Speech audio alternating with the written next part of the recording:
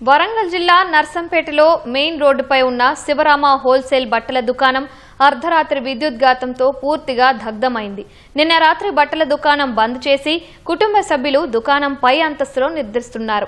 తెల్లవారుజామున 1:30 ప్రాంతంలో దట్టమైన పొగలు కమ్ముకోవడంతో బయటకు వచ్చే పరిస్థితి లేక ముందున్న రేకులపైకి దూకి ప్రాణాలు కాపాడుకున్నారు. ఫైర్ ఇంజిన్ సిబ్బంది శ్రమించి మంటలను ఆర్పి చూసేసరికి అప్పటికే షాపు పూర్తిగా దగ్ధమైపోయింది. సుమారు 50 లక్షలకు పైగా ఆస్తి నష్టం వాటిల్లినట్లు షాపు యాజమాని రాజు తెలిపాడు.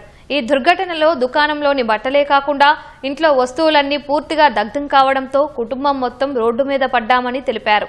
తమ కుటుంబాన్ని ప్రభుత్వం ఆదుకోవాలని రోదిస్తూ తెలిపారు.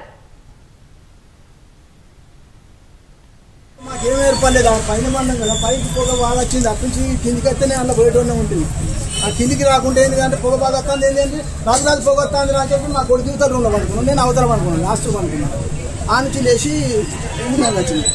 1:30 బరాబరి ఉంటుంది. మొత్తం నీటిలోకి ఏం లేదు, ఇల్లు పోయింది, అన్ని పోయింది. మా నాన్న పొగ చూసేసరికి మొత్తం మొత్తం వరకు రాత్రి పొగ వస్తుంది లేపేసరికి లేచి తాళాలు పట్టుకొని కిందికి వద్దామంటే మొత్తం వారికి మాకు ఏమైందో తోయలేదు.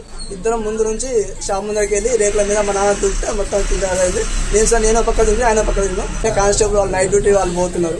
వాళ్ళు తీస్తే వాళ్ళు వచ్చింది. 5 రోజులకు 1/2 అవర్ 5 రోజులు వచ్చింది. అప్పటి వరకు మొత్తము ఇక జారిపోయింది. ఏం మాత్రం ఏం లేదు.